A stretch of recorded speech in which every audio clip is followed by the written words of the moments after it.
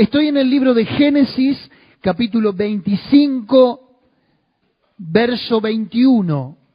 Génesis 25, 21.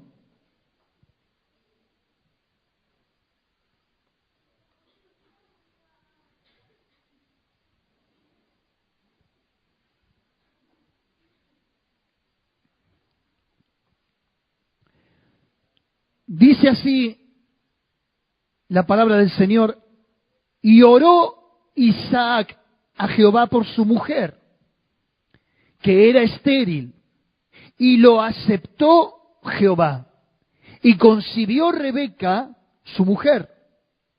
Y los hijos luchaban dentro de ella, y dijo: si es así, ¿para qué vivo yo? Y fue a consultar a Jehová, y le respondió Jehová: 2 naciones hay en tu seno, y 2 pueblos serán divididos desde tus entrañas. Un pueblo será más fuerte que el otro pueblo, y el mayor servirá al menor. Claro que este episodio es histórico, literal. Claro que esta experiencia ocurrió en espacio y tiempo. Una mujer estéril, como dice la Escritura, su esposo Isaac oró por ella, le pidió a Dios, ya que la esterilidad era y sigue siendo, me imagino yo, un estigma para la mujer, ya que tiene el privilegio de asociarse con Dios en el hecho de procrear, ¿sí? Dios es el creador, pero le dio la facultad a la mujer de la procreación. Así que la mujer en todo su sentido se siente plena, se siente capaz, se siente útil cuando puede engendrar y cuando puede dar el regalo de la vida. Claro que no solamente es madre aquella que puede gestar, sino también aquella que puede adoptar. Es un sentimiento altruista y es un sentimiento muy digno de imitar. Claro que aquí en la cultura judía, en la cultura hebrea, se lo tomaba a la esterilidad como una maldición. Si no tenés hijos es porque Dios te ha privado y Dios no te ha dado el fruto del vientre. Entonces Rebeca, la esposa de Isaac, luchó. Ahora mire cómo es la historia y cómo se repite muchas veces la herencia desde el aspecto humano. Que Sara, la madre de Isaac, también fue estéril. Usted sabe que Isaac fue aquel hijo de la promesa cuyos padres fueron en la longevidad de su vida, de viejos, de ancianos lo dieron a luz. Abraham tenía alrededor de 100 años y Sara alrededor de 90 cuando nace Isaac. Sara también era estéril. Abraham oró por Sara y Dios sanó la esterilidad.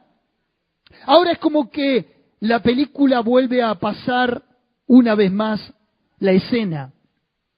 Pero en este caso hay algo muy particular, dice la Biblia. Dice la palabra de Dios que Isaac ora por la esterilidad de su mujer y Dios sana la esterilidad. Fertiliza el vientre y le da la capacidad al vientre de ser óptimo para engendrar. ¿Cuántos me están siguiendo? Ahora, la mujer recibe el milagro. Y en el milagro dice que ahora los niños comienzan a pelear. Mire qué fuerte fue la oración de Isaac, que no tuvo un hijo, tuvo 2. Vino con unción esa oración, esa respuesta, ¿verdad que sí? Y ahí en el vientre dice que los niños luchaban, verso 22, y los hijos luchaban dentro de ella. Ahora, el relato es apasionante, el relato es digno de recalcarlo y de meritorio para con Dios por el milagro que hizo. Pero déjeme decirle que de este relato podemos extraer una enseñanza extraordinaria. Y de un modo figurado y alegórico, descubrimos la realidad del cristiano. Sí, En este episodio de una mujer embarazada con gemelos en su seno, descubrimos una realidad del cristiano. Dice el texto, verso 23, y le respondió Jehová, 2 naciones hay en tu seno. 2 naciones. Y si tengo que ser y seguir el término del texto, del versículo, tengo que ser consecuente con la palabra, el término 2 naciones, tengo que hablar de que hay 2 culturas distintas. Si tengo que remitirme al texto donde dice 2 naciones, tengo que hablar de idiomas diferentes. Si son 2 naciones, entonces va a haber características diversas. ¿Me está siguiendo? Te dirá, pero son los padres, son hijos, de un mismo padre y de una misma madre. ¿Cómo 2 naciones? Dios está declarando algo de antemano y dice, hay 2 naciones. Y si Dios dice que hay 2 naciones, no hay una, sino hay 2. Y sabemos en forma literal nosotros que el embarazo de mellizos, en este caso en la experiencia de Rebeca, en un mismo vientre, producía movimientos constantes. ¿Cuántas mamás se acuerdan de los niños cuando se mueven ahí adentro, se acomodan? ¿Cuántas se acuerdan? Bien, los hombres no podemos recordar porque no fuimos. Ahora, en el vientre se producen movimientos constantes. Cambio de posición en la criatura, reacomodamientos fetales, note usted que son 2, desarrollo y crecimiento intrauterino, el feto se está desplazando, está creciendo, pero Rebeca decía, esto no es normal. Una cosa es que crezcan, una cosa es que se acomoden. Estos se están peleando. Y parece que era tal el movimiento en su vientre que ella dijo, si van a luchar así desde el vientre, ¿para qué quiero vivir? Verso 22. Y los hijos luchaban dentro de ella y dijo, si es así, ¿para qué vivo yo? Y fue a consultar a Dios. Mire por lo que fue a preguntarle. Primero porque no tenía el embarazo. Y ahora que tiene el embarazo, ¿por qué se pelean? Pero parece ser que esto era muy recurrente. Y permítanme en esta noche utilizar esta escena para describir la similitud que hay del caso dentro del creyente. Porque dentro de usted y dentro de mí también hay 2 naturalezas en un conflicto constante dentro nuestro. Sí, hermanos queridos. Yo estoy utilizando un ejemplo externo, estoy haciendo una alegoría de un pasaje literal, pero sepa que dentro de usted, al igual que dentro mío, hay 2 naturalezas que luchan. Hay 2 fuerzas en pugna. También hay conflicto. La naturaleza celestial y la naturaleza terrenal. La primera, la naturaleza celestial, es la nacida del cielo y es la que busca agradar a Dios. Y la segunda naturaleza, la terrenal, es la nacida aquí abajo, que constantemente está buscando autocomplacerse, con placeres, con deseos, y muchas veces los deseos no son los buenos deseos, sino los deseos que están justamente alejados de Dios. Es la batalla que usted y yo no podemos ser evasivos y que el cristiano no logra alcanzar el ataque final, ya que en el mismo cuerpo, entre paréntesis, el campo de batalla, conviven ambos que luchan y en una enemistad debatiéndose por el control del alma humana. Usted muchas veces se va a encontrar con que por un lado quiere venir a la iglesia, quiere obedecer a Dios, sabe lo que le conviene, sabe lo que está bien, pero por otro lado va a encontrar ese monstruo encerrado, enjaulado dentro nuestro que nos dicta todo lo contrario. y que quiere razonar y que quiere entrar en una lógica en la mente. Es como que todo el mundo está sumido dentro de la persona y ahí está la batalla. Dios le dijo a la mujer, 2 naciones hay en tu seno. En la disputa y en las confrontaciones que se trenzan. Por momentos hay una naturaleza que prevalece y por momentos otra quiere controlar el mando, tanto interno como externo, de la conducta de la persona. ¿Me está siguiendo? Hermanos queridos,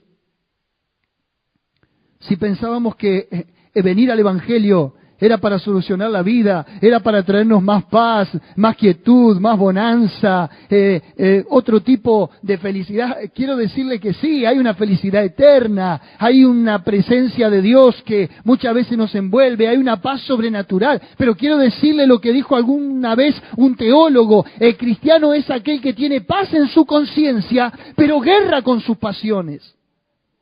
Porque aunque seamos personas que podamos anhelar la piedad, ser mejores cada día, ser perfeccionados en la santidad con Dios, con las buenas obras, no podemos ignorar que dentro nuestro hay otra naturaleza que se revela constantemente contra Dios. ¿Le pasa eso a alguno aquí? Sí, dijimos que son 2 naciones. Eso fue lo que le dijo Dios a Rebeca. 2 naturalezas distintas. Dijimos una celestial y una terrenal. Pero voy a poner en estos términos, una espiritual y una carnal, incompatibles una con la otra. Y el cristiano en medio, conviviendo con ambas naturalezas, conviviendo con ese conflicto que menciona el apóstol Pablo en el capítulo 7, si me puede seguir multimedia, capítulo 7 de Romanos, del 14 al 19, está mucho mejor graficado, mucho mejor explícito, y lo voy a leer para arrojar más luz acerca del texto. Dice, capítulo 7, verso 14, porque sabemos que la ley, la palabra de Dios, es espiritual, mas yo soy carnal, vendido al pecado, porque lo que hago no lo entiendo. Pues no hago lo que quiero, sino lo que aborrezco, eso hago. Y si lo que no quiero, esto hago, apruebo que la ley es buena. De manera que ya no soy yo quien hace aquello, sino el pecado que mora en mí. Y yo sé que en mí, esto es, en mi carne, no mora el bien. Porque el querer el bien está en mí, pero no el hacerlo. Porque no hago el bien que quiero, sino el mal que no quiero, eso hago. ¿A cuánto le pasa esto? En más de una oportunidad habrá dicho, no me quiero enojar, pero esta situación me supera. ¿A cuánto le pasa? Hay gente que sabe, parece ser que sabe qué botón apretar para activarnos. Y justamente no para activar lo bueno, sino para activar lo malo. Llámese una discusión, una violencia, o llámese un deseo. Hay veces estamos tratando de reprimir algo que sabemos que a Dios no le agrada y que lo queremos cambiar por nuestra propia cuenta, por nuestra propia fuerza, por nuestra propia naturaleza, pero no podemos. Somos arrastrados al pecado. Esa es la lucha y el conflicto del creyente, del cristiano, de aquella persona que quiere agradar a Dios. Quien le da lo mismo, agradar a Dios o no, le da rienda suelta a ese deseo. Sería deshonesto de mi parte no decirle que este es el día a día del cristiano que ha sido regenerado y que ahora tiene una conciencia activa de lo que está bien y de lo que está mal y que a su vez es convicto de pecado. No es que uno de un momento determinado a otro en la vida cristiana venció el pecado, venció la tentación y ya. Ojalá fuera así. Creo que cuanto más uno quiere agradar a Dios, parece que más el deseo, la tentación se ensaña con nosotros. ¿Verdad que sí? Hay veces creemos estar en la voluntad de Dios, hacer las cosas que a Dios le agradan, caminar en sus caminos, cumplir con su palabra. Isaías en el capítulo 6 tiene una visión de Dios. Dice que de repente él está orando en el templo, en el año que murió el rey Usías. Él fue al templo a orar y de repente tiene una visión espiritual, una experiencia espiritual. Y ve a los ángeles rodeando el trono de Dios y la gloria de Dios allí. Y los ángeles decían, Santo, Santo, Santo, Jehová de los ejércitos. Y dice que cuando él ve la santidad de Dios, se escandaliza. Y da una exclamación, ¡ay de mí! Que soy hombre muerto, porque han visto mis ojos a Dios. Él pensó que iba a morir. Porque cuando vemos a Dios, podemos ver nuestro pecado.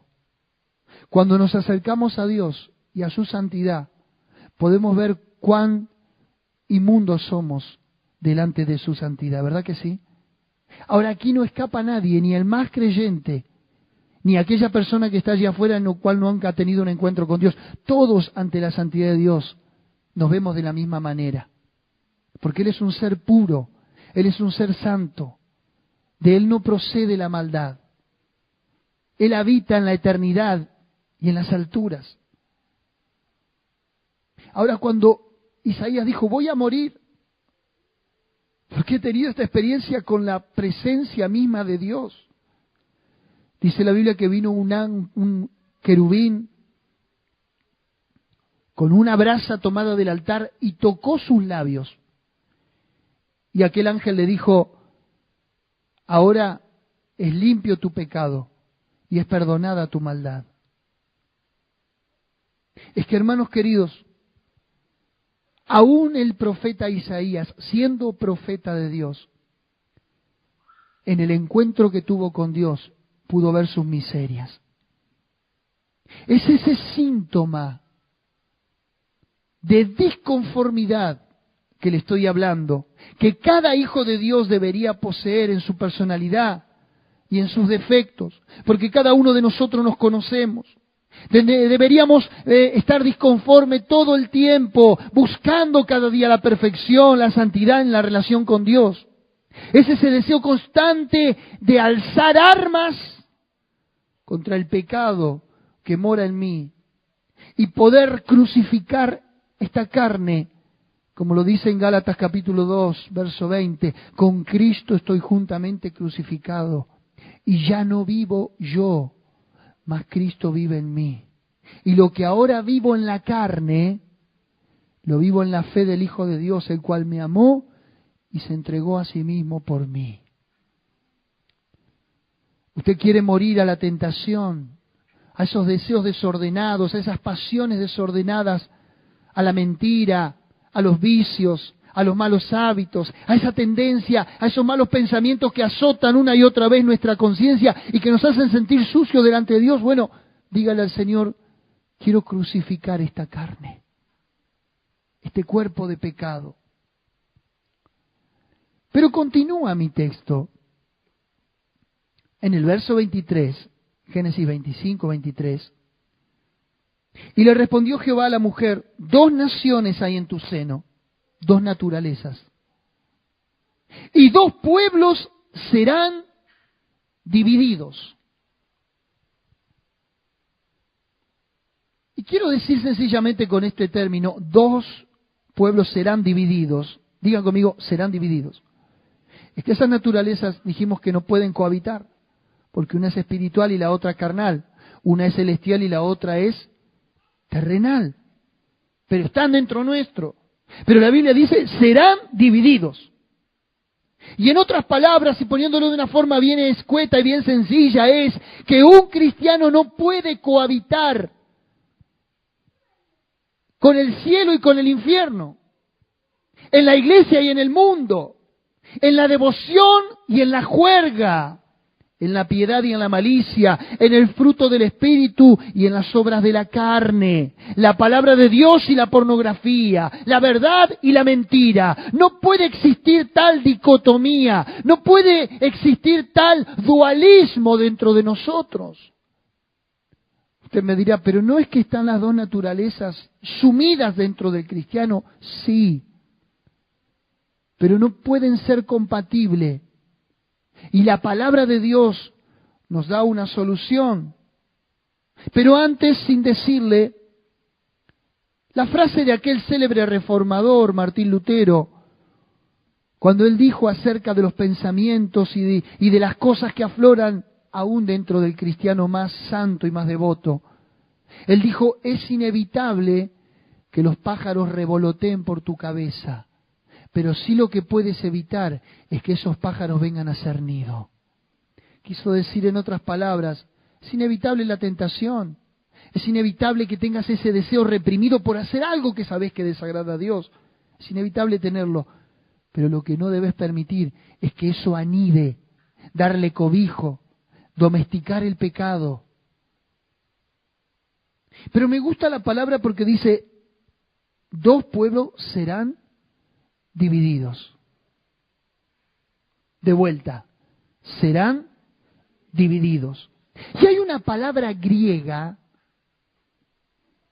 que se utiliza en Hebreos 4:12. Hebreos 4:12 es un texto extraordinario y dice, porque la palabra de Dios es viva y eficaz y más cortante que toda espada de dos filos que penetra hasta partir el alma y el espíritu, las coyunturas y los tuétanos, y discierne las intenciones del corazón. ¿Cuántos conocen esa palabra? Hay una palabra griega que se use para ese texto. Y es la palabra merismo. ¿Cómo? Merismo. Y es la acción de cortar y separar algo. En este caso, dividir. ¿Qué decía mi texto? Génesis 25:23. Dos pueblos serán divididos. Y esa naturaleza y esa maraña que se teje dentro del corazón del hombre y de la mujer tiene que ser dividida. Tiene que ser cortada, como dice. Poneme Hebreos 4:12, por favor. Dice que la palabra de Dios, este libro sagrado, es una espada de dos filos. Es la daga corta que usaba el soldado romano, diferente a la espada larga. Servía para dar una estocada a corta distancia y cortaba de una manera filosa de ambas partes. Ahí tiene, en multimedia dice, porque la palabra de Dios es viva y eficaz y más cortante que espada de dos y penetra hasta partir. ¿Ve la palabra? Merismo. Partir, cortar y dividir, separar algo. ¿Qué quiero decirle? Que en este caso la palabra de Dios es la que hace su trabajo en la vida de los hijos de Dios. Cuando vos escuchás la palabra, hoy por ejemplo, la palabra está penetrando en tu corazón, no porque la pueda decir ningún predicador, sino porque la palabra tiene poder en sí misma. Y cuando yo estoy citando la palabra, algo espiritual está metiéndose dentro tuyo y implícitamente te está dejando de un lado la naturaleza humana y por otro lado la naturaleza espiritual. Y ella es la que transforma. Sécase la hierba, marchítase la flor, mas la palabra del Dios nuestro permanece para siempre. Así es mi palabra que sale de mi boca. No volverá a mí vacía, sino que hará todo aquello para lo cual la envié. Envió su palabra, dice el Salmo, y los libró de su ruina. ¿Se da cuenta cómo la palabra penetra en nuestro corazón y nos transforma? Separa nuestro carácter, nuestra conducta. En otras palabras, separa la paja del trigo, la corrupción de la incorrupción, el pecado de la santidad, lo inmoral de lo moral, la verdad de la mentira. Cuando uno anuncia la palabra, Dios va detrás con esa espada cortando dentro del corazón del hombre, pero principalmente de los hijos de Dios, porque la palabra es viva y eficaz. Y dice que discierne los pensamientos. A mí no me es revelado lo que usted piensa, pero ante Dios todas las cosas están desnudas y abiertas para que Él pueda penetrar en su interior y transformar su vida. ¿Cuántos dicen amén? Hermano querido, cientos y miles de cristianos honestos sienten frustración. ¿Sabe cuántas personas han venido a mi escritorio pastoral a decirme, pastor, ya no quiero saber más nada? ¿Pero por qué? Porque me siento hipócrita con Dios. Me siento que le fallo a Dios. Me siento que por un lado Dios tiene sus demandas en cuanto a mí y yo no califico para agradar a Dios. Porque es cuando uno con las obras de la carne, uno cree que por religioso que sea, por litúrgico que sea, por ceremonial que sea, a Dios lo va a ver, Dios lo va a ver con más agrado. Quiero decirle que Dios conoce el corazón de cada uno de nosotros. Y que cada vez que nosotros nos sintamos miserables, cada vez que nosotros nos sintamos hipócritas para con Dios, queriendo agradarle, pero de vuelta haciendo algo que desata la ira de Dios, quiero decirle que cuando Dios lo mira a usted, no está mirando ese aspecto débil, vulnerable de su vida. Lo mira a usted y luego mira la sangre de su Hijo en el propiciatorio celestial. Mira a Jesús crucificado en la cruz, muerto por sus pecados y por los míos, y a usted ahora le ha sido imputada la justicia divina. Cuando Dios nos mira a nosotros, no ve nuestra debilidad, sino que ve la fuerza de su Hijo intercediendo a favor nuestro. Hay gente que es sincera, que quiere dejar hábitos, que quiere dejar pensamientos, que quisiera enterrar su naturaleza humana, pecaminosa, que lucha día tras día diciéndole, Dios, líbrame de esto.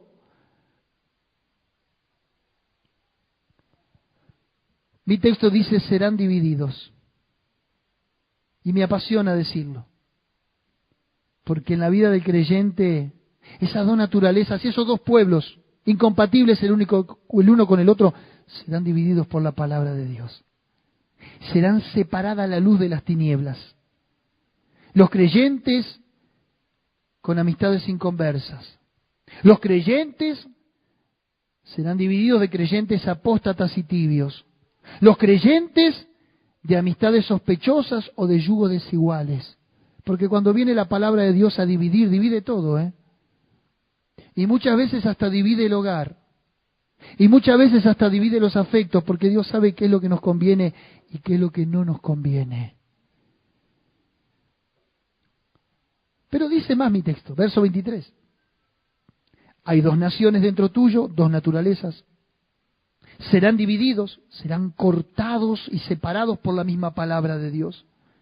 Pero dice, un pueblo será más fuerte que el otro, y el mayor servirá al menor. Y en este caso, claro que está hablando de Esaú y de Jacob luchando dentro del vientre. ¿Cuál era el mayor? Esaú, porque fue el que rompió bolsa, el que salió primero en el conducto vaginal, el que fue sacado en el momento del parto. Y detrás Jacob, el menor, el más débil, entre comillas. Claro que está hablando de los dos bebés, del alumbramiento de Rebeca. Pero Dios le da una palabra profética. Y Rebeca no la entiende, obviamente.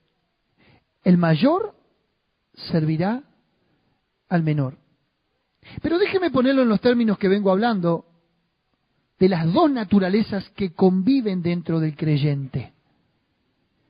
Y quien no ha domado la naturaleza humana, quien no ha sido capaz de poder sujetar una pasión, de reprimir un enojo, de morderse antes que ceder terreno a la tentación, quien no ha sido capaz de domar los caprichos, los vicios y las ataduras de su carne, ese es el mayor, el que predomina, el que subyuga, el que condiciona, el que manda.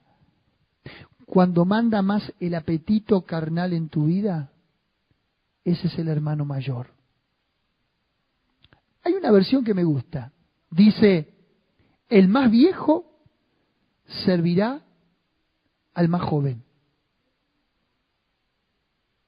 Y cuando dijo la versión, el más viejo, dije, ya entendí. El más viejo, hablando figuradamente, es Adán, el primer hombre, tu abuelo y el mío. Adán es el hombre viejo. Adán es la carne. Pero cuando dice el más viejo o el mayor servirá al menor, ¿quién es el menor? El menor es el espíritu. Diga conmigo, el menor es el espíritu.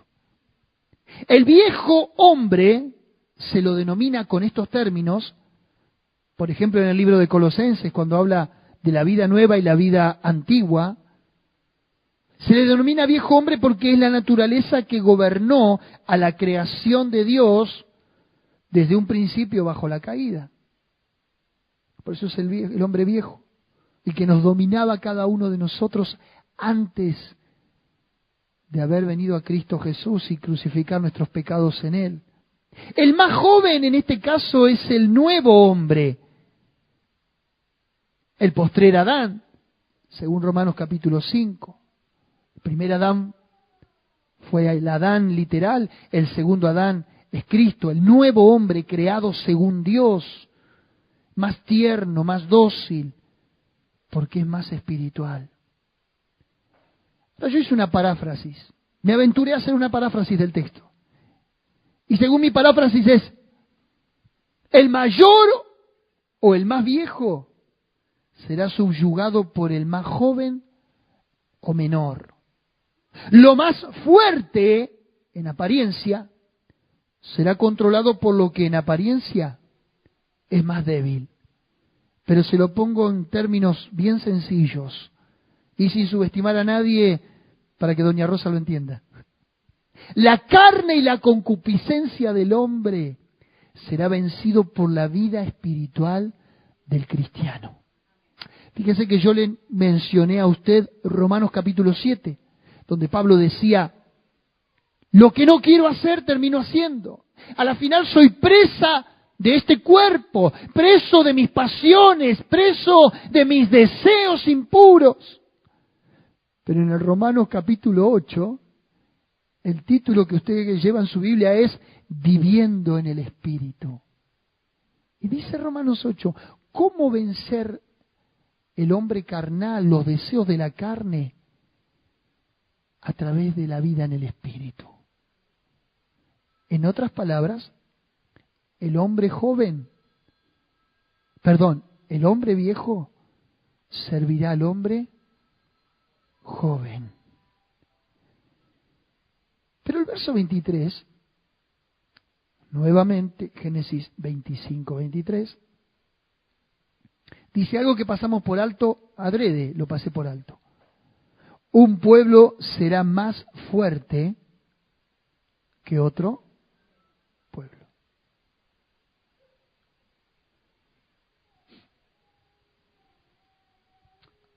Note usted un detalle interesante, y con esto quiero cerrar. ¿En qué es fuerte el pueblo de Dios para luchar y vencer la carne? Es una pregunta retórica. Me refiero a que un cristiano puede decir, bueno, yo soy fuerte mediante la oración y la palabra. Otro podrá decir, yo soy fuerte en el ayuno. Me fortalezco espiritualmente y puedo vencer un vicio, una tentación. Hay veces no tengo ganas de orar, pero cuando ayuno es como que Dios me enciende. Hay otros que pueden decir, bueno, yo soy fuerte mediante la palabra. Leo la palabra y eso me imparte fortaleza, me inspira, me motiva. Es un disparador y es un resorte. Otros podrán decir, yo siento fortaleza cuando voy a la iglesia. Canto, estoy con los hermanos en Cristo. Esa es mi fortaleza, ese es mi hábitat, ese es mi mundo. Allí me fortalezco. Quiero decirle que el ayuno, la oración, la palabra, el congregarte, esas son obras del Espíritu, pero son obras que el hombre hace dentro de la vida espiritual. ¿Sabes cuál es la fuerza del cristiano para vencer la carnalidad, el pecado, la tentación? La gracia de Dios. Y no es para tomarlo a la ligera. La gracia, sí, la gracia. ¿Pero por qué la gracia? Y no encontré otro gráfico más explícito que 2 Corintios capítulo 12. Búsquelo conmigo para cerrar el pasaje. 2 Corintios capítulo 12. Del versículo 7 al versículo 10. Pablo se pone como ejemplo y deja de velar su miseria, descorre el velo de la intimidad de su propio corazón. Se expone como ministro y como autoridad de la iglesia de Corinto a contarle a los cristianos de Corinto cuál era su lucha, cuál era su tentación. Es lo mismo que yo aquí comience a exponer bambalinas, comience a exponer aquí cuestiones propias, domésticas, mías. El apóstol Pablo era tan espiritual que aún lo que para él era pecado, él consideraba que para otro le podía servir como una enseñanza. Mire lo que dice en el capítulo 12, verso 7.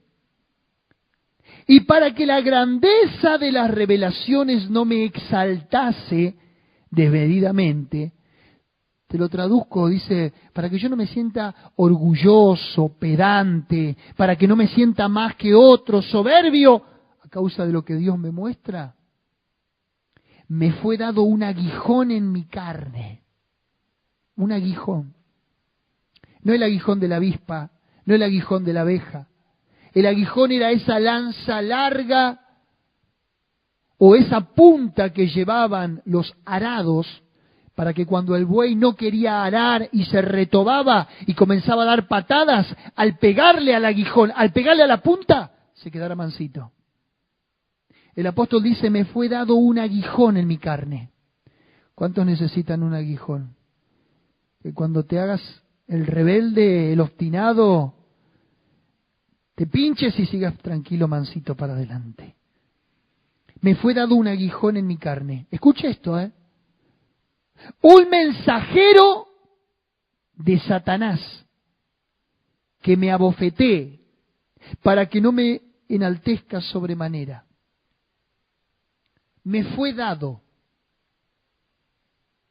¿Quién le dio un espíritu inmundo que lo aguijoneara al apóstol Pablo? ¿Quién permitió que el apóstol Pablo estuviera bajo esta opresión? Verso 8 dice, respecto a lo cual 3 veces he rogado al Señor que lo quite de mí. Y me ha dicho, bástate mi gracia, porque mi poder se perfecciona en la debilidad. Por tanto, de buena gana me gloriaré más bien en mis debilidades para que repose sobre mí el poder de Cristo. Por amor a Cristo me gozo en debilidades, en afrentas, necesidades, persecuciones, angustia, porque cuando soy débil entonces soy fuerte. La gracia de Dios. Cuando estás caído, cuando estás bajo la intimidación del pecado, cuando la culpa comienza a roer tu conciencia, cuando te sentís miserable y sucio delante de Dios, es ahí donde ni la oración te va a levantar, ni la palabra va a tener sentido, ni el ayuno va a tener una consecuencia, ni congregarte, ni hacerte el espiritual va a tapar ese agujero negro en tu corazón. ¿Sabés lo único que tenés que agarrarte y cuál va a ser tu poder en medio de la debilidad? Decirle, Señor, me levanto en tu gracia. ¿Qué es la gracia? Es ese don inmerecido del perdón que hemos recibido en Cristo Jesús. Hay dos naturalezas que luchan dentro tuyo y vos no sabés cómo deshacerte y no te vas a deshacer nunca mientras estés en este cuerpo. El apóstol Pablo, que tenía revelaciones del cielo, que hacía milagros extraordinarios, tenía una espina en la que Satanás constantemente le daba, y él decía, Señor, sácamelo, y Dios que le decía, ahí está mi gracia, levántate con mi gracia. ¿Cuántos cristianos hay que caminan con la cabeza gacha? Y no es para menos. Esta humanidad nos juega en contra constantemente. Parecemos que hacemos 10 pasos bien y retrocedemos 8 mal para atrás. ¿Cuánto le pasa? Qué lucha de todos los días. Ahora, hay alguno que dirá, yo no lucho todos los días con eso. Me preocupa. Porque quien quiere hacer la voluntad de Dios, quien quiere agradar a Dios, siempre encuentra en su vida, voy a ponerlo en estos términos, el pelo en la leche. Sí, Señor, hasta acá venía bien, pero esto lo empañó, esto lo opacó. Ahora, ¿qué hacer? Porque uno se siente frustrado y uno dice a la final, quiero hacer las cosas bien, capítulo 7 de Romanos, y el bien que quiero no hago, sino el mal que no quiero, eso hago. Y Satanás es un pillo, él te empuja y después va del otro lado y te dice, ¿qué hiciste? ¿Sí o no? Y te pone todos los glamures delante tuyo. Te presenta todos los manjares. Cuando te sientas sucio, cuando la culpa te carcome hasta los huesos, entonces decirle, Señor, fortaléceme con tu gracia. Y nuevamente me voy a levantar. Y si tus pecados fueren como la grana, serán emblanquecidos como la nieve, dice la Biblia. ¿Cuántos dicen amén? ¿Dónde está nuestra fortaleza? En la gracia. Dice, un pueblo será más fuerte que el otro. Esas dos naciones, esas dos naturalezas, que hablan un lenguaje distinto. Uno habla del bien y el otro del mal. Pero el más débil, que parecería la vida espiritual, es más fuerte que el mayor, que el que dominaba. ¿Cuándo vamos a ser libres de esto? Cuando despeguemos de este cuerpo. El día de nuestra muerte, y entiéndase la palabra muerte, separación, esa es la etimología de la palabra muerte, algo que se separa, o cuando el Señor glorifique nuestros cuerpos mortales en su segunda venida. Y esto corrupto se vista de incorrupción, y esto mortal se vista de inmortalidad. Y ahí le vamos a poder decir, ¿dónde está, oh muerte, tu aguijón? ¿Dónde, oh sepulcro, tu victoria?